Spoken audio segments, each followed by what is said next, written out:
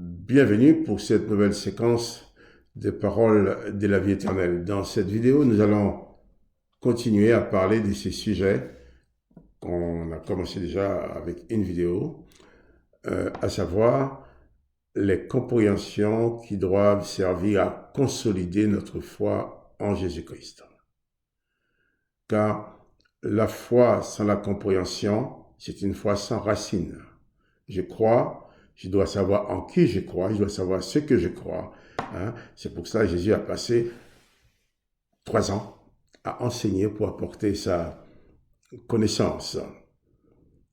Et nous avons vu, j'avais dit dans la vidéo précédente, que à la lumière de la lecture de l'Ancien et du Nouveau Testament, nous pouvons constater que le péché que tu commets aujourd'hui n'est pas l'auteur des condamnations qui s'abattent sur toi. Je ne dis pas que le péché n'est pas condamnable, attention. Mais je veux dire par là, j'avais bien expliqué que les condamnations sont là depuis le jardin d'Éden. L'Éternel a prononcé la malédiction sur le sol. Il a condamné à mort. Il a dit, j'exterminerai l'homme que j'ai créé. Il a dit, empêchons les humains de vivre éternellement. Donc, ces condamnations, il les a établies dans le jardin d'Éden, mais toi, tu n'étais pas là. Ne t'inquiète pas, moi non plus, je n'étais pas là. Donc, je ne suis pas responsable de cela. Mais par contre, comme il avait condamné toute la descendance d'Adam, nous sommes nés tous nés dans cette condamnation.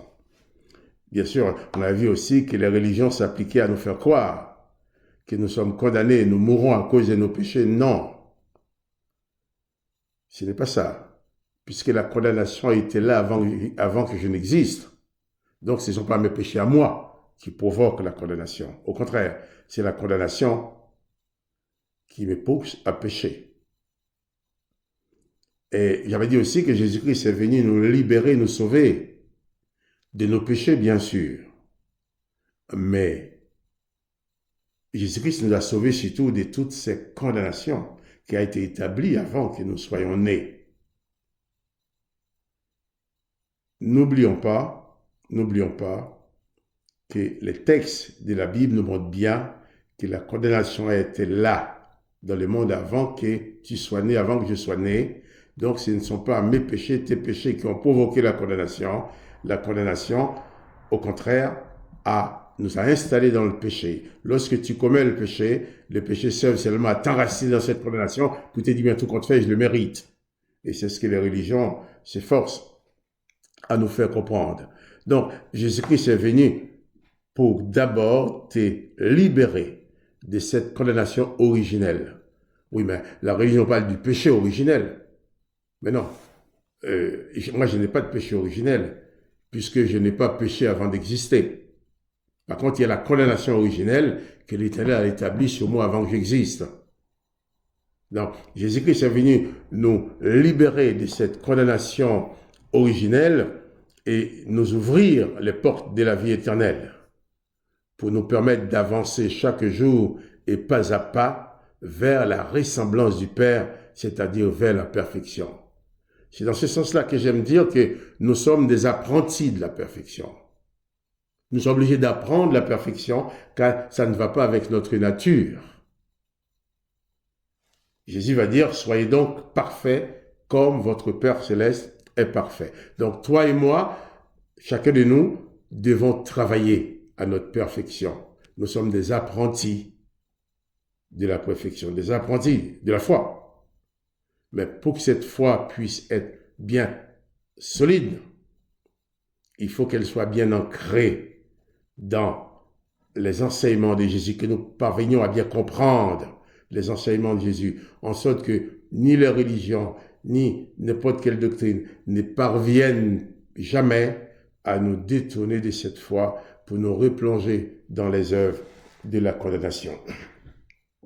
Dans l'épître aux Romains, chapitre 8, l'apôtre Paul dit,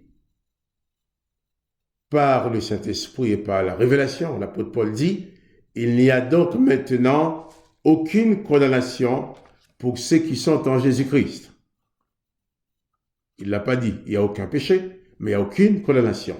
Parce qu'à la base, Jésus-Christ est venu détruire les condamnations d'abord. Et il dit aussi au verset 2, en effet, la loi de l'esprit de vie en Jésus-Christ nous a affranchis de la loi du péché et de la mort. Et ça, c'est la première compréhension qui doit être la racine pivotante de ta foi. De savoir, Jésus-Christ est venu te libérer de toutes les condamnations qui avaient été établies sur ta personne avant même que tu sois né. Et tes péchés ne viennent que se greffer sur la condamnation existante. Mais ce ne sont pas tes péchés à toi qui ont provoqué cette condamnation. Il faut absolument prendre conscience de cette première délivrance. D'abord être délivré de la condamnation. Ce n'est qu'ensuite que tu pourras aller plus loin. Autant que tu t'installes à dire, tu es condamné à cause de tes péchés, tu vas stagner, tu vas rester là, t'enraciner dans la condamnation. Mais il faut que tu reconnaisses des préférences. Tu as été condamné. À cause de cela, tu n'as pas eu le choix. Tu es obligé de commettre le péché puisque tu es né là-dedans. Par ta foi en Jésus-Christ, tu dois d'abord expérimenter une parfaite libération de toutes les malédictions et condamnations établies par l'Éternel des armées depuis Adam et Ève, avant de pouvoir, en tant que fils et filles du Père, suivre Jésus-Christ sur le chemin de la perfection, en tant qu'apprenti de la perfection. Parce que tu n'es pas né parfait, tu vas apprendre la perfection. Et l'apprenti ne va pas réussir du premier coup. Mais une fois les malédictions, les condamnations sont disparues de ta vie, tu peux maintenant apprendre la perfection sans produire les œuvres de la malédiction. Comme l'Esprit de l'Éternel a pu parler par la bouche des deux disciples de Jésus-Christ, à savoir Jacques et Jean, oui, le Père aussi a pu parler aux humains par la bouche des prophètes de l'Ancien Testament.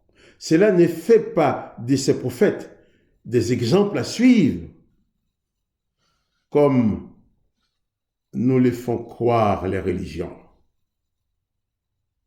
Les évangiles nous rapportent que lorsque Jacques et Jean, qui pourtant étaient physiquement avec Jésus-Christ, voulaient suivre l'exemple du prophète Élie, le texte dit que Jésus se tourne vers eux et les réprimanda sévèrement, leur disant, « Vous ne savez pas de quel esprit vous êtes animés, car le Fils de l'homme est venu non pour perdre les âmes des hommes, mais pour les sauver. »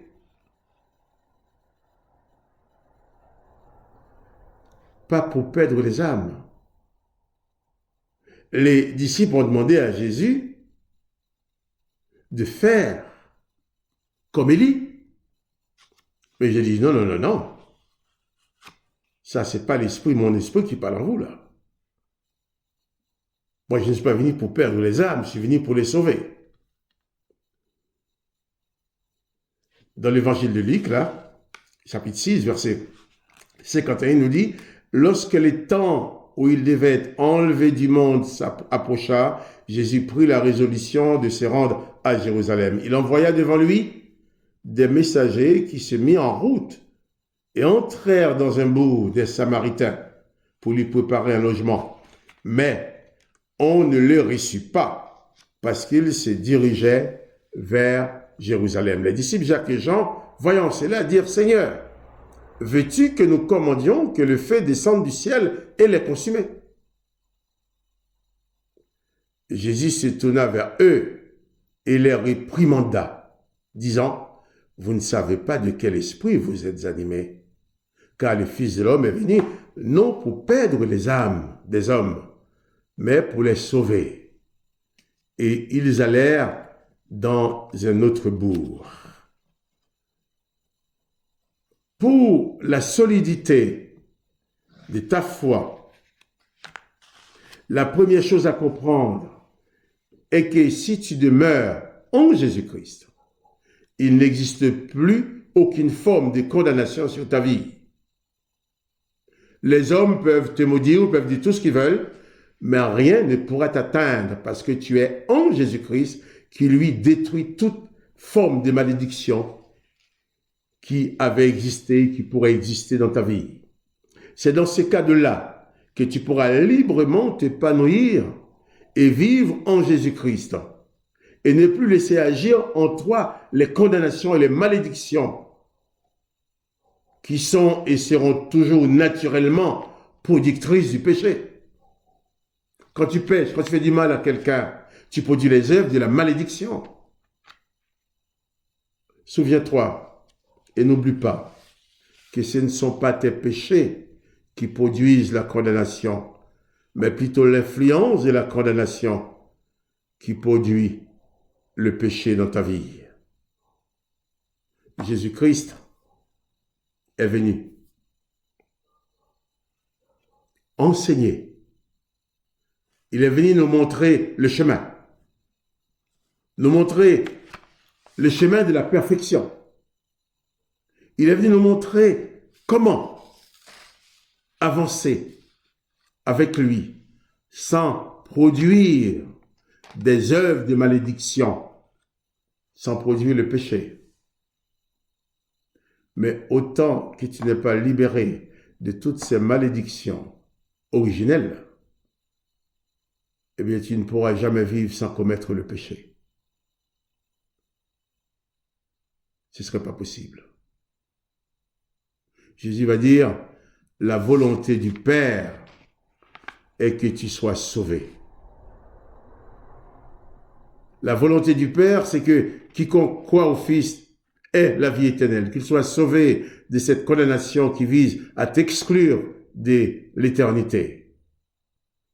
Et la volonté du Père, c'est que tu sois libéré de toute forme de malédiction.